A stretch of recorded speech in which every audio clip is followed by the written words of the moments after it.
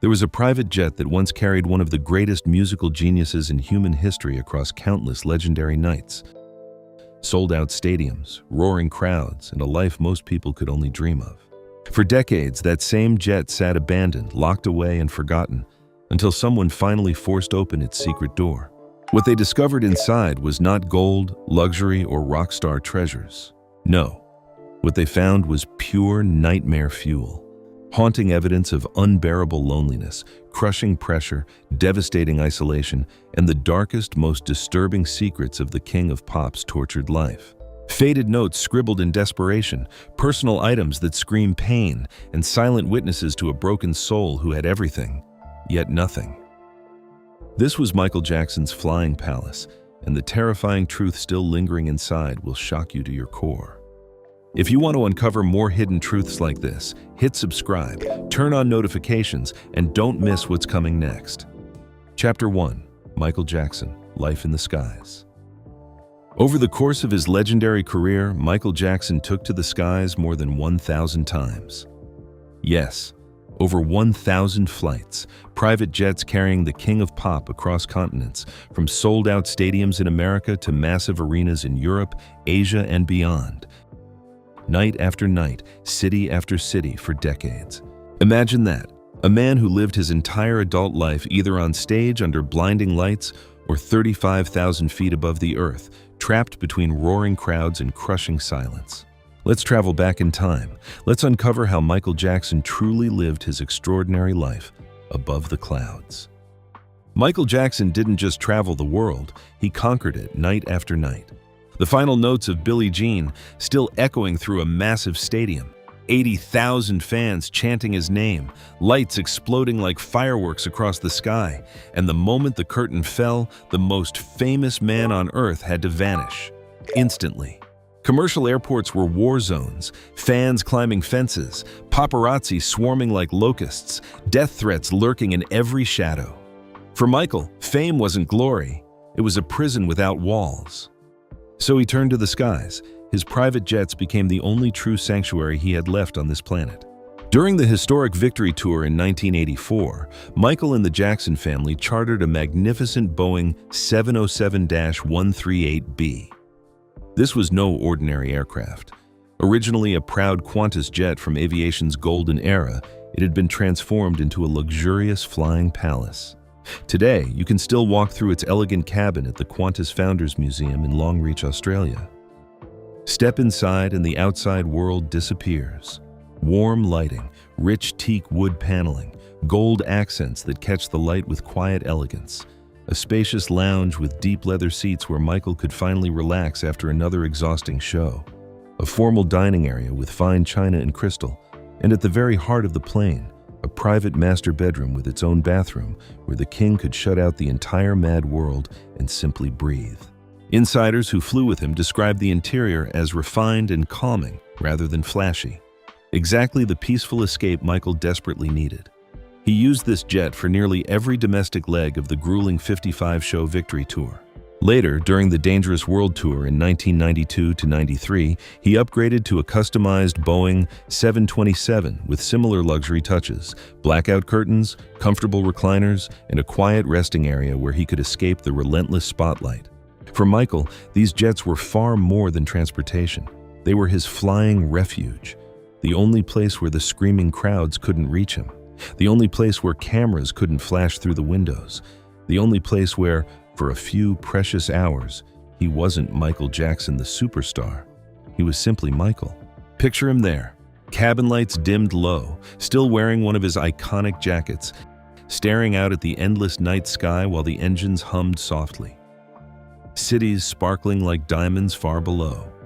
In those moments, high above the chaos, he could scribble song ideas, listen to music, or simply sit with the heavy thoughts that no one else could ever truly understand. Yet even in this luxurious sky palace, the loneliness followed him like a shadow. The pressure never truly left. And the darkest secrets he carried traveled with him on every single one of those 1,000+ flights. And decades later, when one of those forgotten private jets was finally opened, what they discovered inside would reveal the heartbreaking truth behind the legend. Chapter 2: The Historic Journey of the Flying Palace. Now let's step deeper into the hidden history. The story of Michael Jackson's flying palaces begins in the summer of 1984 during the epic Victory Tour, one of the biggest, most chaotic concert tours in music history. Michael and his brothers were performing in front of 80,000 screaming fans night after night across North America. The pressure was insane. Security threats, death threats, and frenzied crowds made normal travel impossible. So the Jackson family chartered a magnificent Boeing 707-138B, registration N138TA, later known as N138MJ. This wasn't just a plane. It was a fully converted luxury palace in the sky. Originally a proud Qantas jet from Australia's golden aviation era, it had been transformed with a private master bedroom, its own bathroom, a spacious lounge area with plush leather seats, and an elegant dining area complete with fine china and crystal.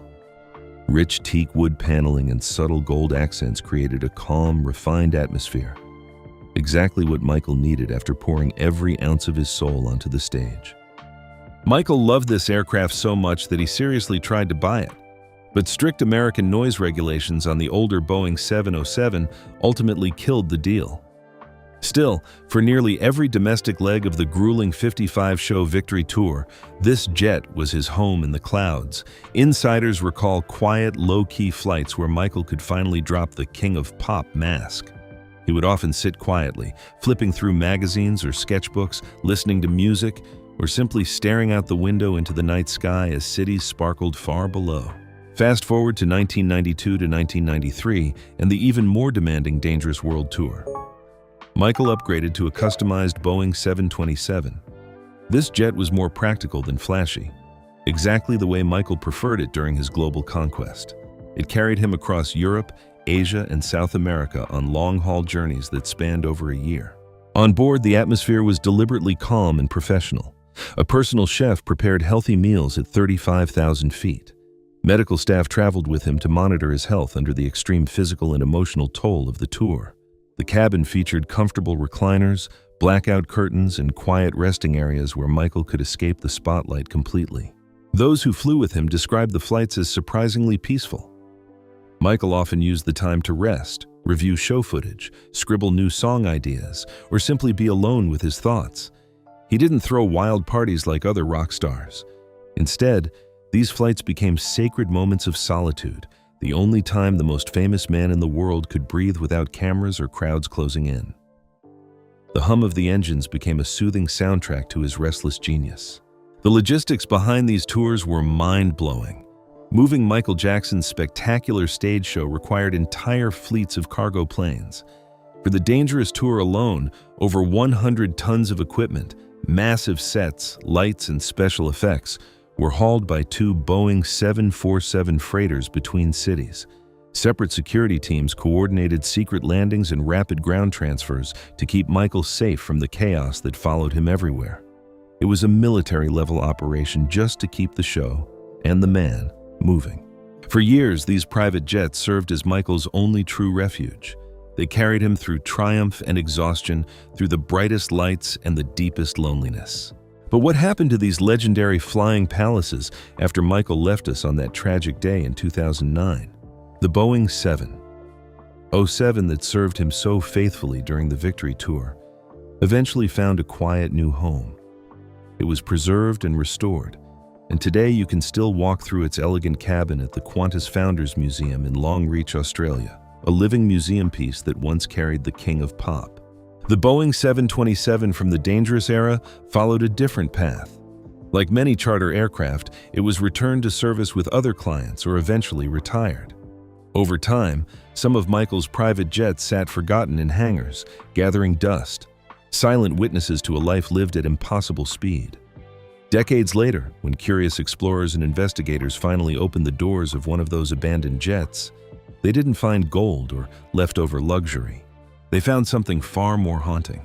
Faded personal items, desperate handwritten notes, echoes of unbearable isolation. The terrifying truth of what life at the very top really cost Michael Jackson was still lingering inside that forgotten flying palace, waiting to be discovered. Chapter 3: They opened the jet after decades. What did they find? After the Victory Tour ended in 1984, more than 20 years passed.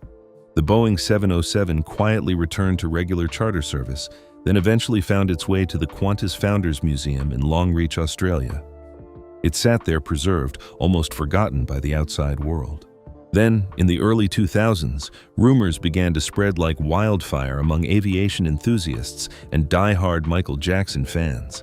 Online forums buzzed with whispers, "They're finally opening Michael's old jet again." What if they find something crazy inside? People speculated endlessly about what secrets might still be hidden after all those silent years. Forgotten notes, personal treasures, or even darker traces of the king of pop's private world.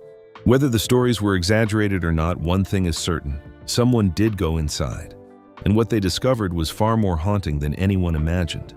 One ordinary afternoon around 2005 to 2006, a small team of museum staff and historians finally decided it was time.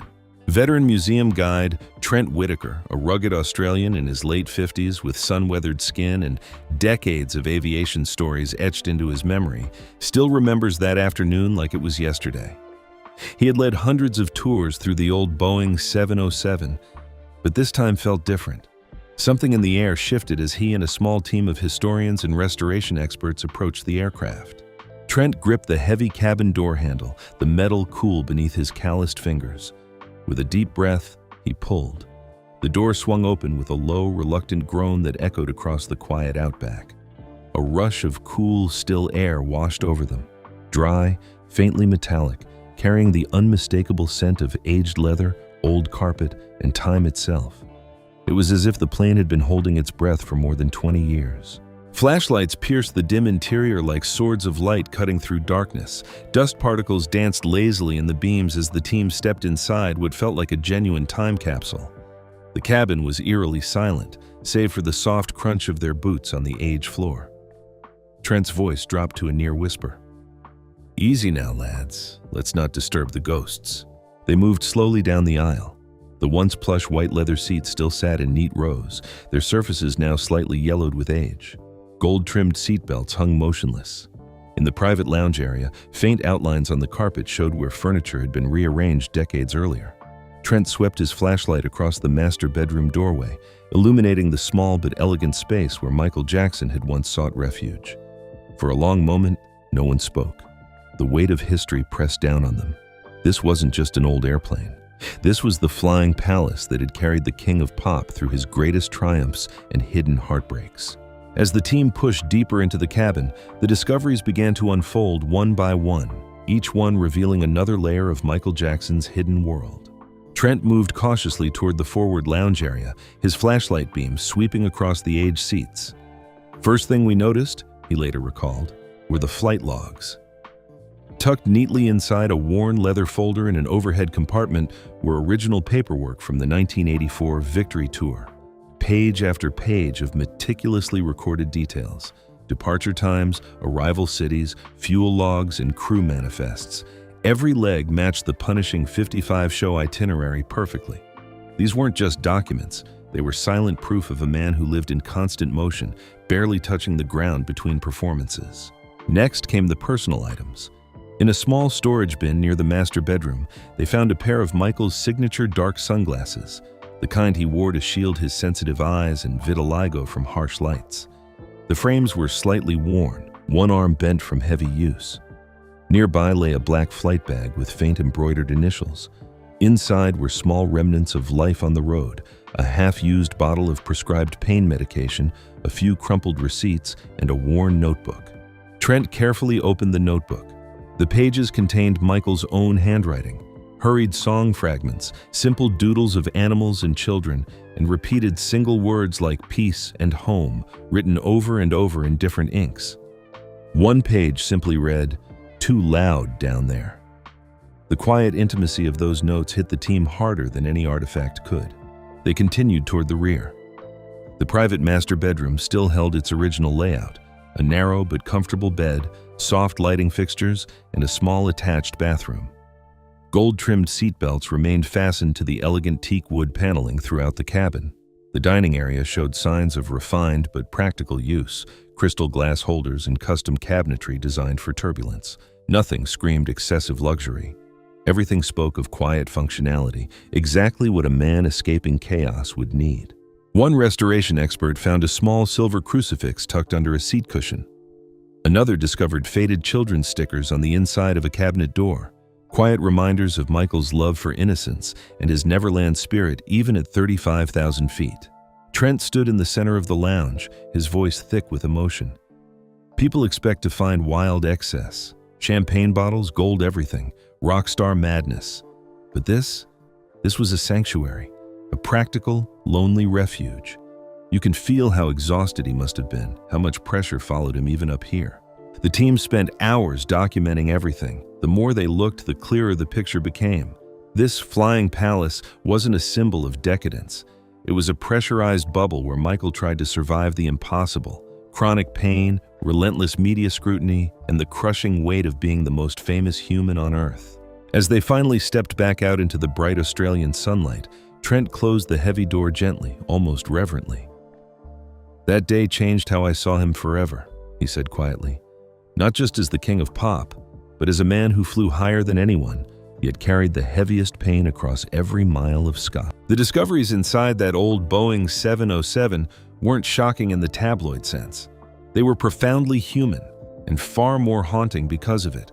In that quiet, time-forgotten cabin, the team didn't just find objects. They found the intimate traces of a lonely genius who had everything the world could offer, yet still searched desperately for peace at 35,000 feet.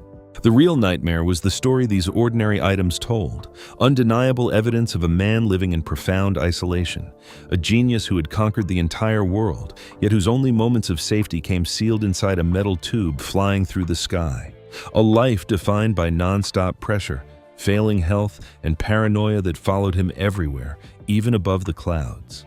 The gold accents that once gleamed now felt cold. The empty seats echoed with the absence of a soul who once filled them with quiet brilliance and hidden pain.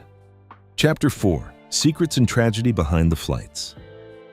The silent cabin of the old Boeing 707 held its secrets. But the real tragedy of Michael Jackson's life in the skies wasn't just what they found decades later. It was what those flights represented, the hidden cost no one saw. Let me take you inside those journeys the way the people who were actually there experienced them. The Dangerous World Tour, 1992 to 1993. Michael has just poured his heart and soul into another 3-hour performance in front of tens of thousands. His body is exhausted. The vitiligo that had been slowly depigmenting his skin for years made him extremely sensitive to the bright stage lights. Every performance felt like walking through fire. Chronic back pain from years of intense dancing and a childhood accident tormented him constantly. On the jet, a small medical team monitored him closely. Painkillers, prescribed for the agony, became a quiet companion on those long flights. Crew members later recalled how Michael would wince when he moved, yet he rarely complained. He would simply ask for a blanket, recline in the leather seat, and try to rest. One longtime chef who traveled with him on many legs of the dangerous tour described the scene vividly. Michael would come on board quiet, sometimes still in stage makeup. I'd prepare his simple meals, fresh fruits, steamed vegetables, herbal tea. He ate lightly because the combination of pain medication and constant travel affected his stomach. After eating, he'd retreat to the private bedroom or lounge, put on headphones, and listen to classical music or unfinished demos. Sometimes he'd read scripts for future projects or write lyrics in his notebook, but you could see it in his eyes, the weight of the world. These flights became his mobile neverland, a floating sanctuary where he tried to recreate the innocence and peace he craved. Just like at the ranch, he surrounded himself with a small, trusted circle. He watched movies, played games, and talked about helping children around the world. The jet was the one place where the screaming crowds and flashing cameras couldn't reach him. But even here, the outside world intruded. The media frenzy was relentless. Every landing brought new headlines, new accusations. By 1993, as child molestation allegations exploded in the press, the isolation grew heavier. The private jet turned into a pressurized bubble, protecting him physically, but amplifying the emotional loneliness. Insiders say Michael would stare out the window for hours during those turbulent months, lost in thought. One crew member remembered a particular night over the Atlantic. Michael sat alone in the lounge, the cabin dark except for one small light. He was clutching a children's book, tears quietly streaming down his face. He looked like a little boy who just wanted to be understood, the crew member later shared. The physical toll mounted with every flight. Changes in cabin pressure worsened his pain. The vitiligo required constant skin protection. The painkillers that helped him perform night after night began to take a deeper hold. In November 1993, the exhaustion and dependency forced him to cancel the remaining dangerous tour dates. Even in his flying palace, his body was breaking down. Yet through it all, Michael showed remarkable resilience. He would stand up, rehearse dance moves in the limited space of the cabin, and talk passionately about his next project, his foundation for children, his dream of healing the world. The same man who created music that united millions was slowly being torn apart by the very fame he had chased since childhood. It's late 1993. The jet is flying him toward another city amid the storm of allegations. Michael sits in the master bedroom, curtains drawn. His skin, marked by vitiligo patches carefully covered, aches under the dry cabin air. Pain medication clouds his thoughts, but he still picks up a pen and writes lyrics about love and loss. Outside the door, the crew moves quietly, respecting his need for solitude. The luxurious interior, gold accents, comfortable seats, feels hollow. This neverland in the sky offered escape, but it couldn't silence the voices accusing him, the loneliness that followed him like a shadow, or the failing health that no altitude could heal. Crew members who witnessed these moments years later spoke with deep emotion.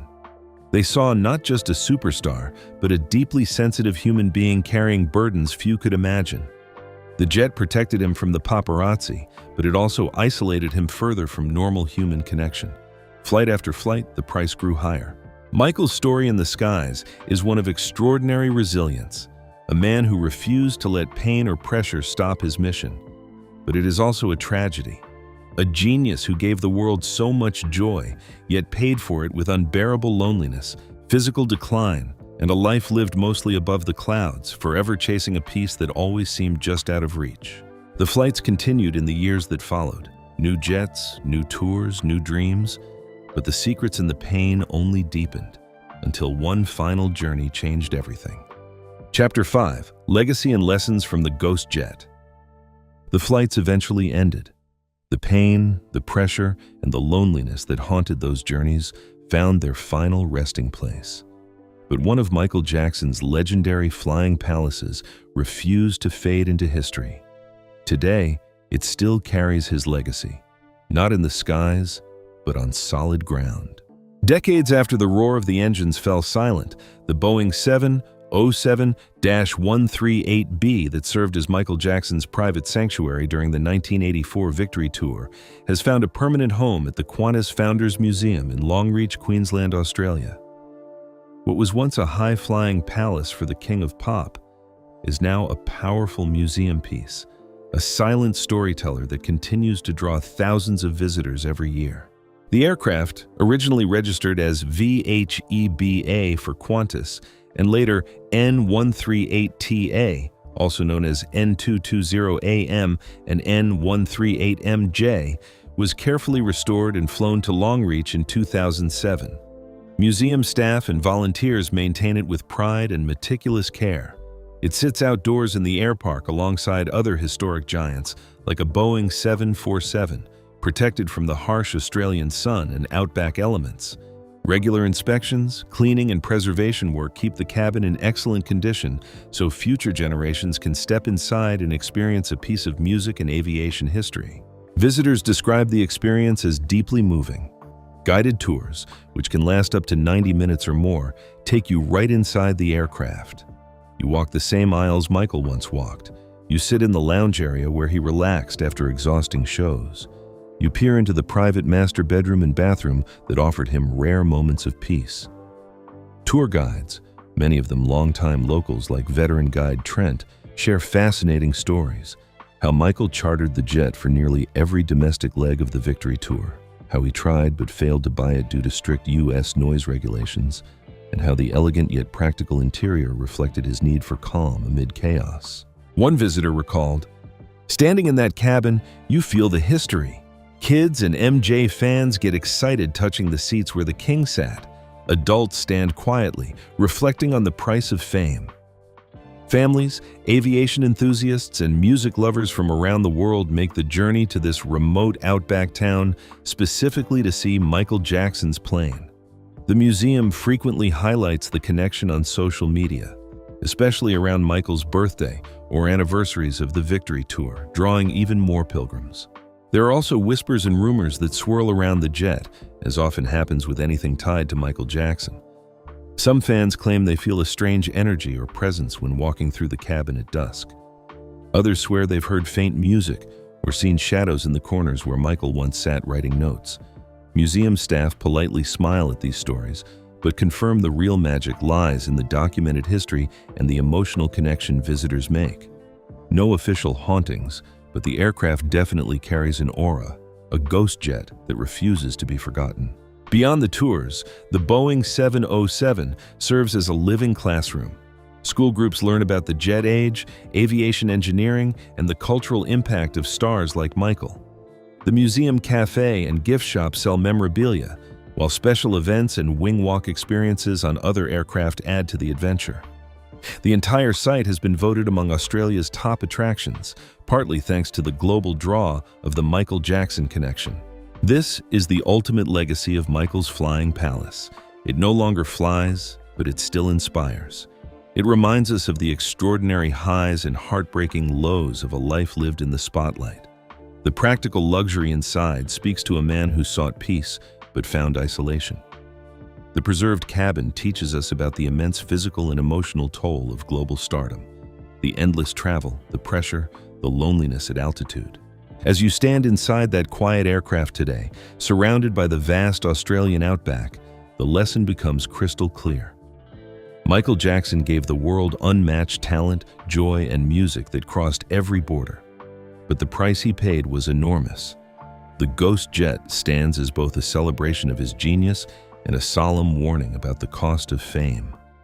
It shows us that even a king needs refuge, yet sometimes even the most luxurious sanctuary cannot protect a fragile soul. The Boeing 707 no longer takes off into the night sky, but its story continues to soar, touching new hearts every single day in a small town in Queensland. It carries Michael's memory forward, not with screaming fans or flashing lights, but with quiet reflection and enduring respect. Michael Jackson flew higher than any man alive, but the pain followed him across every sky. The king of pop carried the weight of the world in his flying palace, a throne built of gold accents and unbearable loneliness. If these hidden truths about his life touched you, if you want to discover more untold stories behind the legend, then hit like, subscribe to the channel, and turn on notifications. Because the sky still holds many more secrets, and we're only just getting started.